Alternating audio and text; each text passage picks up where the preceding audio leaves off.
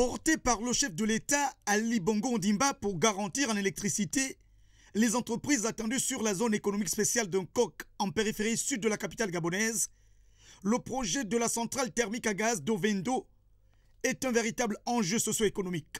Ces dernières heures, le projet est entré dans sa phase ultime. Nous sommes maintenant dans une phase qui est très importante pour le travail qu'on fait ici. C'est les derniers quelques jours qu'on est en train de faire venir le groupe, qu'est-ce qu'on appelle le générateur, de le fournisseur MAN.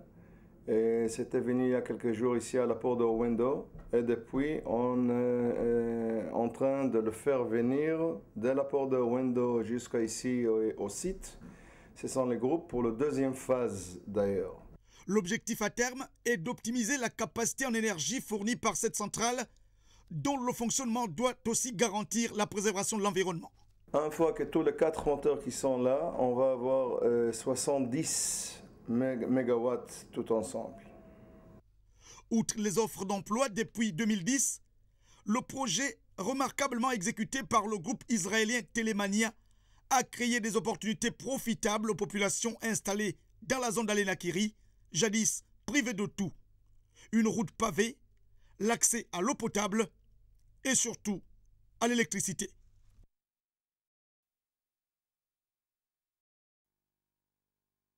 Porté par le chef de l'État, Ali Bongo Ondimba, pour garantir en électricité les entreprises attendues sur la zone économique spéciale d'un Coq en périphérie sud de la capitale gabonaise, le projet de la centrale thermique à gaz d'Ovendo est un véritable enjeu socio-économique.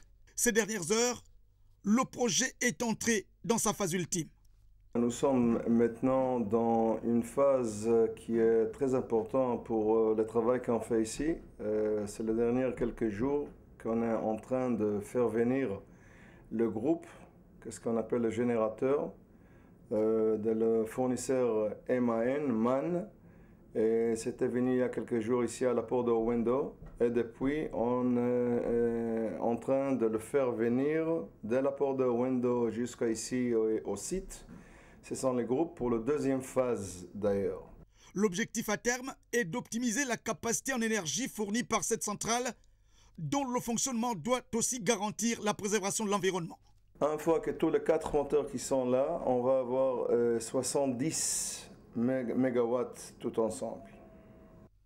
Outre les offres d'emploi depuis 2010, le projet remarquablement exécuté par le groupe israélien Télémania a créé des opportunités profitables aux populations installées dans la zone d'Alenakiri, jadis privées de tout. Une route pavée, l'accès à l'eau potable et surtout à l'électricité.